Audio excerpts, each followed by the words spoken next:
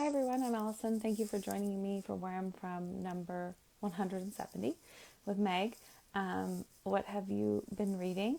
Um, I don't even have all the books I've been reading because I've been on a bit of a tear. Oh, there's Meg. And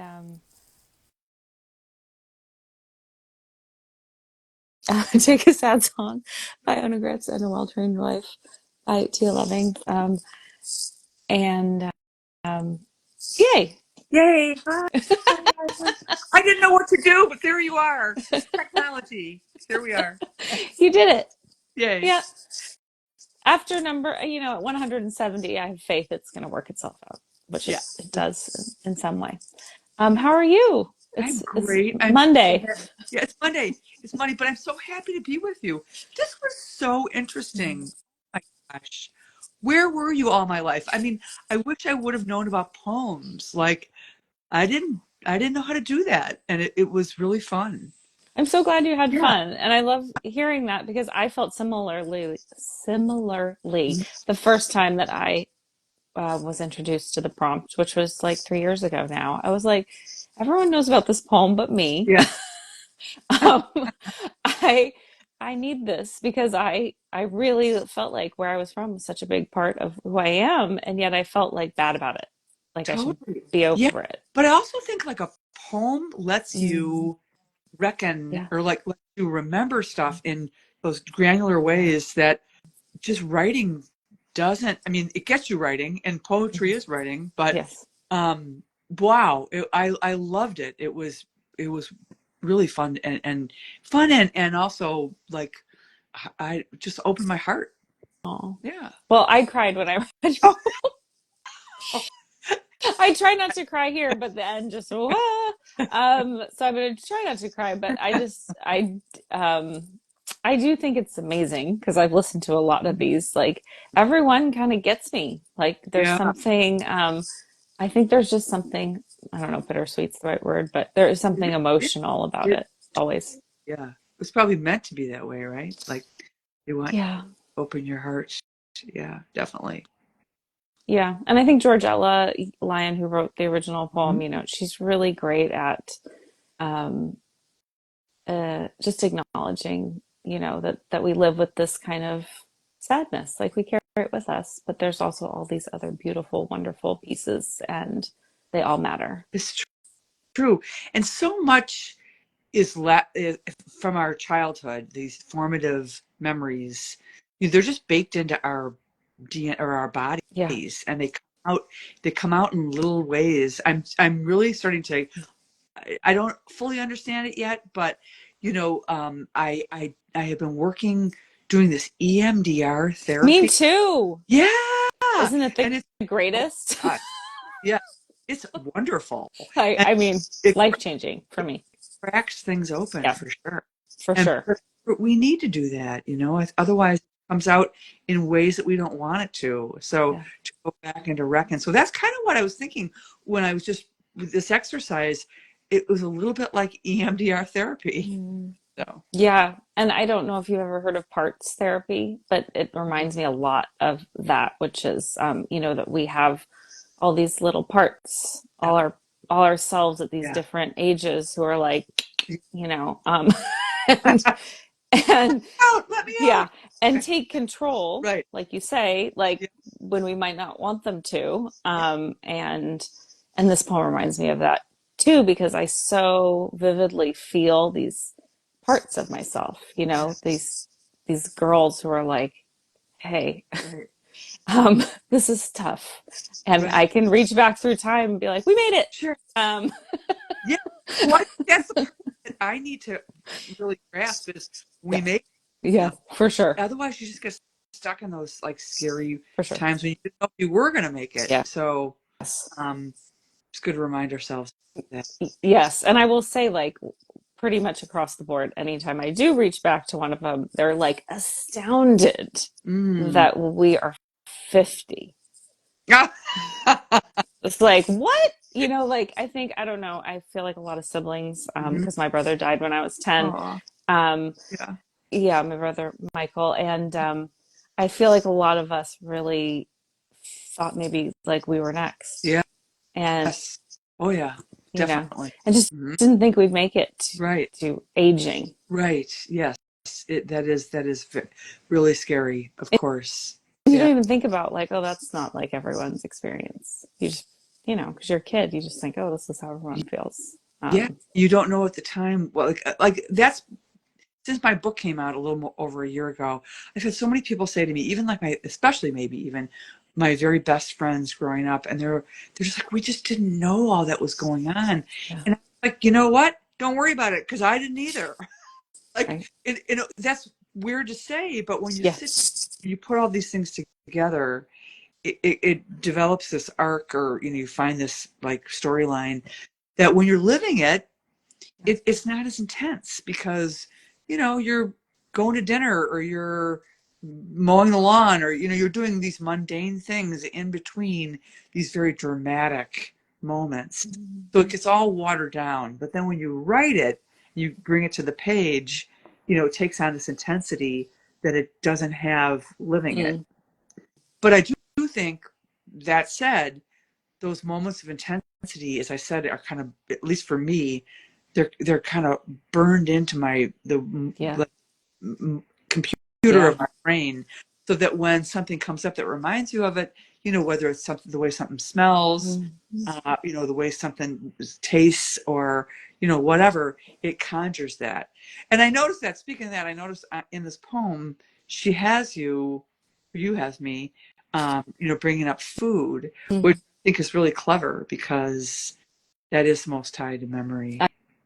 I think it's an incredibly brilliant poem and prompt. And I didn't create the prompt. A man named Fred first did. So Georgella tells me. I can't find it anywhere online, but I didn't create it. And it is so brilliant. And I think It it's a is. great way to just approach writing, Yeah. like, because it gets you in there with all the sensory details, and it helps you, Yeah.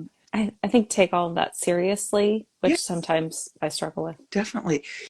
To that end, and the end of the prompt, asks you about where you keep family mementos. And I'm staring at this thing right now.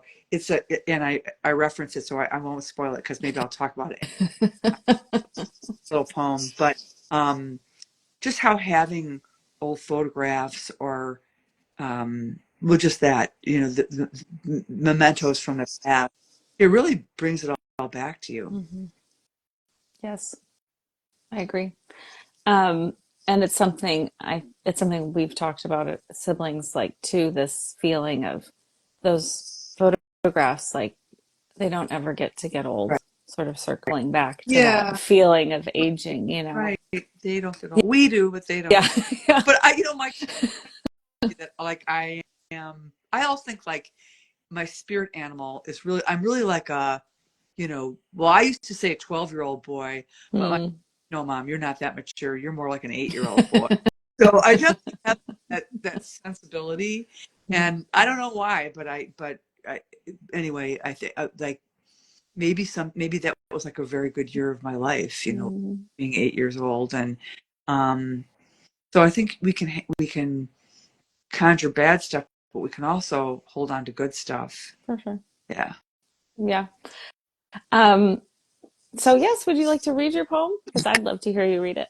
Okay, sure. I have to put on my glasses, because I'm an old. Yes, sure. Okay. So this is my rendition of I Am From.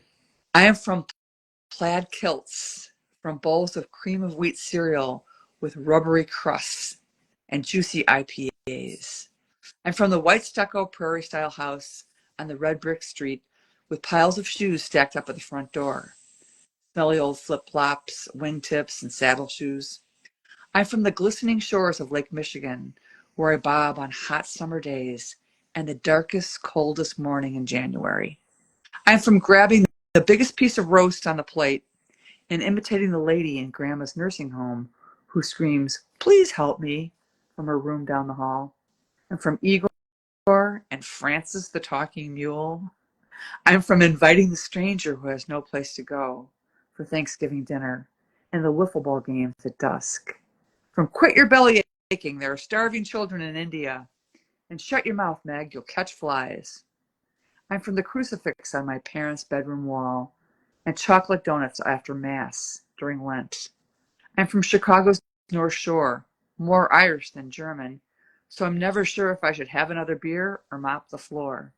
I'm from boxed mashed potatoes that my mother made because she was too tired to boil her own, and boxes of Christmas candy with a bite out of each one from a brother or sister who decided to not eat that one after all.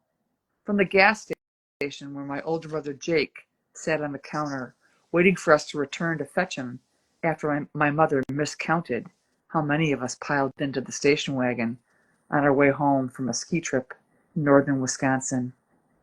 And from the overstuffed easy chair where my husband Larry found me crying because I was bald and scared of dying. The family collage with a dime store frame that I made when I was in high school and was grounded for having a party when my parents were out. The dead ones stare out at me from the glass and take me back to them. Hey, thank you. Yes. So here is that. I don't know if you can see it. I'm going Oh, to yeah. hoist it up. But this is the collage that I Oh. made. And it's I just, yeah, I was grounded. I don't know what I think I had a party. I mean, I was always getting grounded. I was always doing naughty stuff.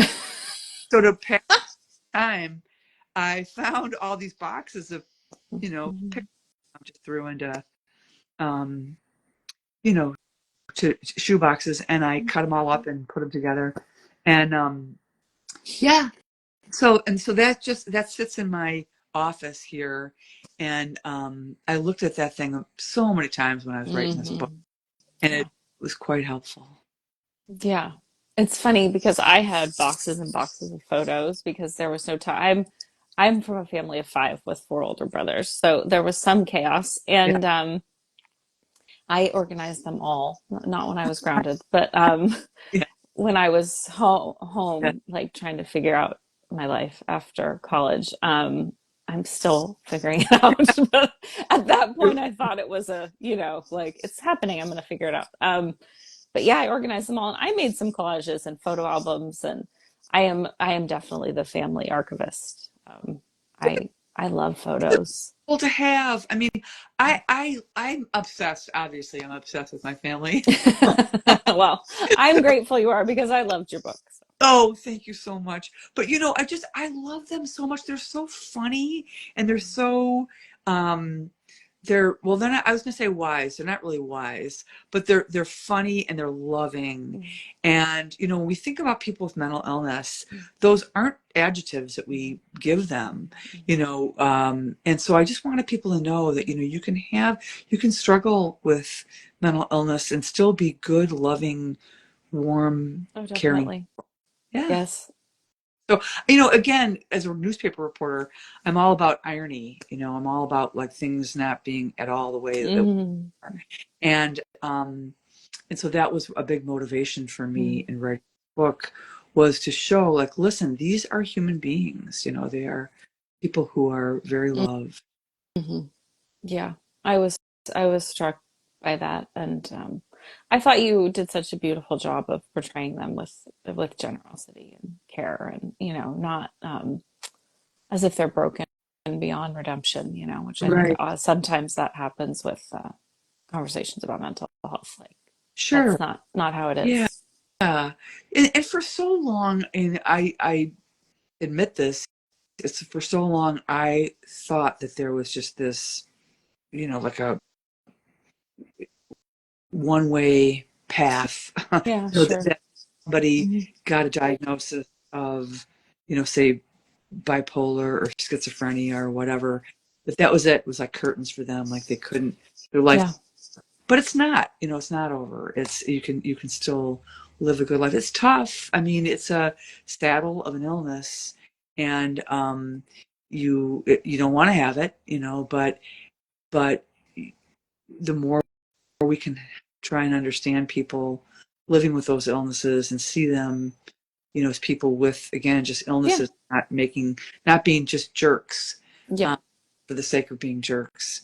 Hmm. Um, yeah, then I think they do better and we do better. Yeah. Yeah, I mean, I had a friend who was diagnosed with bipolar, and they sent her to a support group. This was a while ago, like probably 20 years ago. And it was a support group of like basically how to deal with that your life is over. And Yeah. Like, Gosh, well, talk about I'm oh, not into this. no, right, right, exactly. Yeah, to build on and find, yeah. Well, so I always have to. Anytime I talk to anybody about this book or probably about anything, I always bring up my older brother Jake, the guy that got left. Yeah. At the station. And so But many big families have a story like that, by right, the way. I yeah, mean, right. I know it was my mom's job to count all the heads, but my dad could have chipped in there too.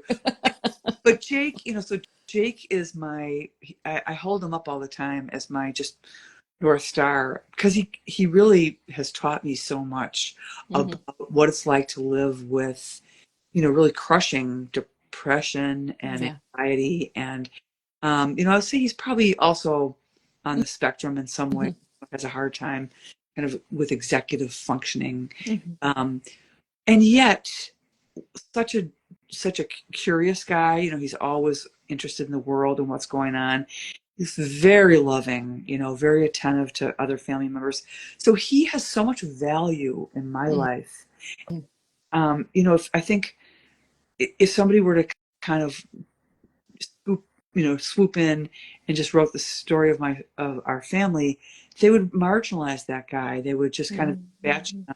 to a group home and just say like, okay, well, here's a guy who just doesn't have much use to the family, and like the exact opposite is true. He is our patriarch in every way, and just I learned so much from his example. I feel that's a beautiful, Meg, and I agree. Like, I just feel like that's such a capitalist point of Sure. view. Like people Right. only have value if they're Right. making money or, Right. Yeah. a contributing member of Sure. society, which means making money. And I was actually talking to a friend of mine about this recently. I don't know if young people are just getting diagnosed more or but certainly I feel like I know a lot more young people who are being diagnosed Yeah. with bipolar and schizoaffective disorder, and than I did in my peer group. And yeah, as a society, we don't really think about how we can be in community to support these people. Right. Like it's just not a conversation really that many people are even Yeah. having. Yeah. Um, And we're losing out because yes, so many yes, these folks are so interesting, and I yes. shouldn't say these folks because they're my people. Right, We're, right. and Yeah, we all, if we're honest with ourselves, we all have something, at some time or another. I mean, sure. you can be alive in this world and look around and not be despairing, to some degree. Mhm. So, yeah, just that we just have to find ways to look past labels and just get to know people, on a Yeah. deeper level, which takes time. And in our world, we want to have everything bang, bang, bang. Mhm. Um, so I don't know. That's me. That's the old lady version of me talking.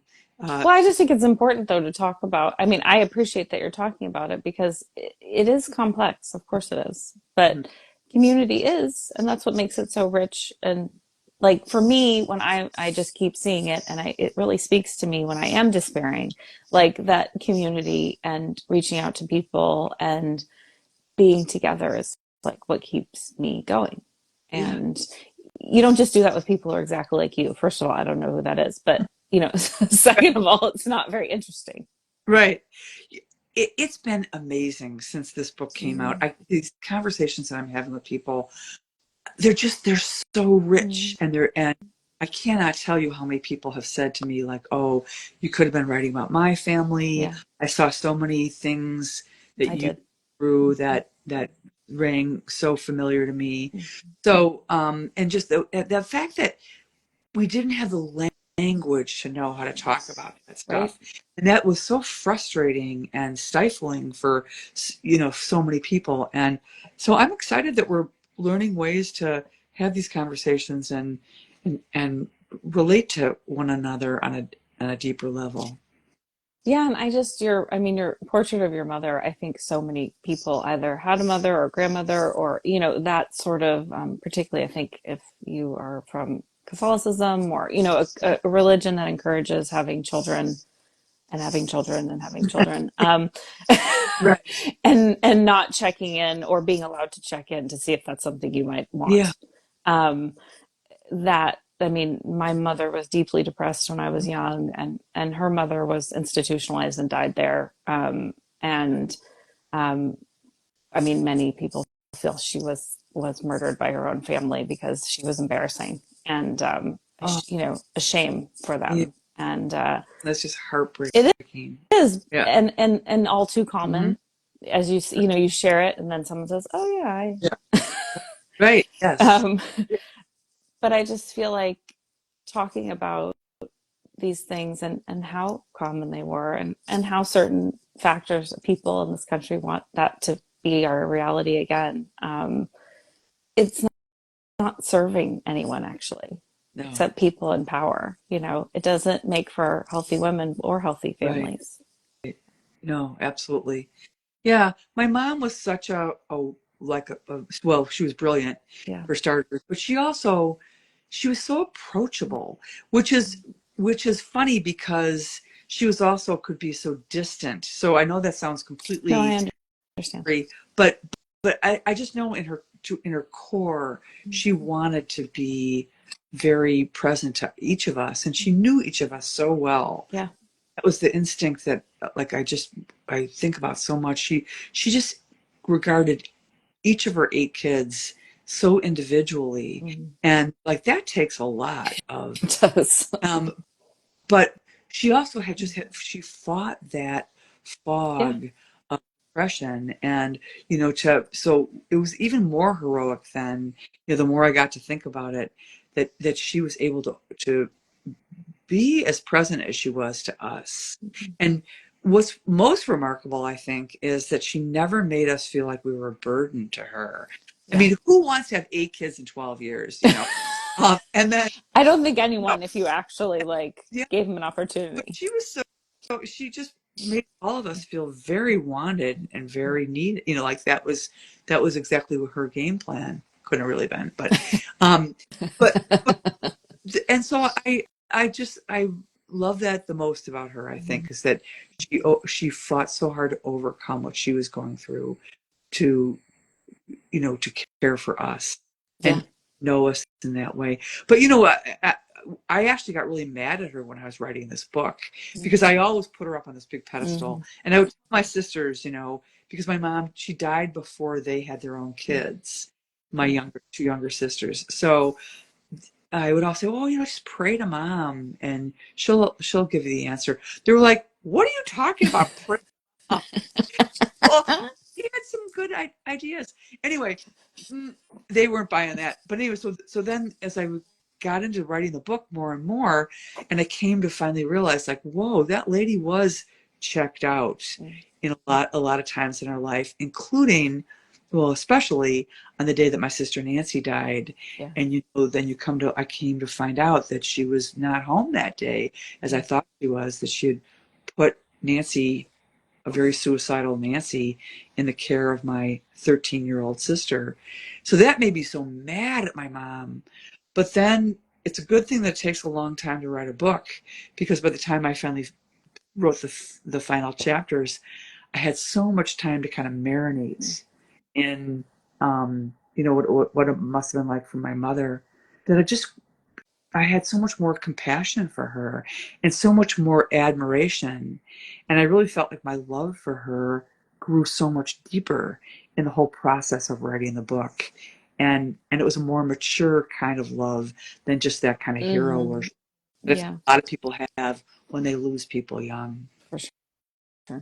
I think that's very true. And as you were talking about her, it made me think of the inviting people to Thanksgiving, like Oh, in your poem when you oh, talk about that. we never had Thanksgiving where there wasn't some rando Same. sitting at the table.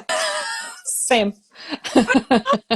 Yeah. Whole Yeah. spirit of that was the ethos of the Kissinger family. It was like, the more the merrier, and Yes. the weirder the better. We love that. Yeah. Invited. And my mom was very much, I mean, we I had four older siblings, but they were gone, Right. lots of them, they grew up but the rooms were not empty. There was Mhm. Yeah. someone Right. staying there. There Yeah. was, whoever's going through some kind of transition, or Yeah. maybe it's my brother's friend's ex-girlfriend, or, whoever. She was very much, I mean, we talk about it now, but she felt like we had a home and Mm. we should share it with people who didn't have a home. Yeah. And Like, yeah, it was not always easy for me, and now she doesn't do it anymore because yeah. she's like, okay, my home's for me. And Yeah. but I think that it was in that, she was reckoning with her own, like, survivor's guilt with her mother, and like, Yeah. how do I live a meaningful life? And no, nobody was talking about any of it. Yeah. And anyway, it just made me think of it, the Thanksgiving dinner, and Yeah. it all comes from love, and there just were no Yeah. boundaries, like, of any kind. Yeah. Right. That Right. wasn't even a word that anyone ever No. said. Oh, oh God. Never used the word boundary. Now, oh my God, talks about you got a boundary that mom. That's Yeah. but and but I just think that whole. But you raised this interesting point though too. Is like, yes, it's good to invite the stranger, but then sometimes you need to also give special attention to people in your family, Yes. and that can get lost. Yeah. I know a buddy, her mother was just a wonderful, generous lady, but she was like, do you think could my mom spend 5 minutes with me, not like going over to the orphanage and bringing people home, whatever. She was, yeah. Yeah. So there's a little balance that's required there. Yeah. And it was hard because, I mean, it just wasn't, yeah. I mean, people just were, that's what I appreciated so much about your book. Like, it was a time of, I mean, nobody talked about any of it. We just didn't have Yeah. the words, and so much change was happening, from back when you just had kids to work the farm. Like, it just wasn't that long ago, Right. you know? Yeah. And then feeling like, oh no, as a parent, you wanted to have actual relationships with your children Right. and know them and care for them. Yeah. And that was Yeah. new. Yeah. That was new. And we're building on that, and I love that. I love watching my daughter with her Yeah. kids. She's all about how they're feeling, and there's that Instagram thing now with the baby boomer grandma Mm. and the millennial mom. It's hilarious.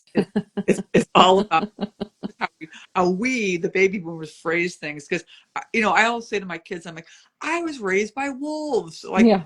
me, but now that next generation, they are cued into how their kids feel and giving space to, let it all help figure all that Yep. out. That's the God, hope. God bless them. I'm so happy about that. Yeah. It's wonder. I mean, I have, I enjoy, I love being a parent. I mean, it's definitely an opportunity, if you're there for it, to reparent yourself and, Sure. Yeah. become a better emotional person, like, dealing with Yeah. because, I mean, I think a lot of people don't really realize, or, I mean, I did a tiny bit. I think that's why I waited to have kids, was because I knew it was going to be like, new emotional terrain. Yeah. Like, uh, and I wanted to say too, the chocolates. Yes. I Oh felt God. very seen. Yes.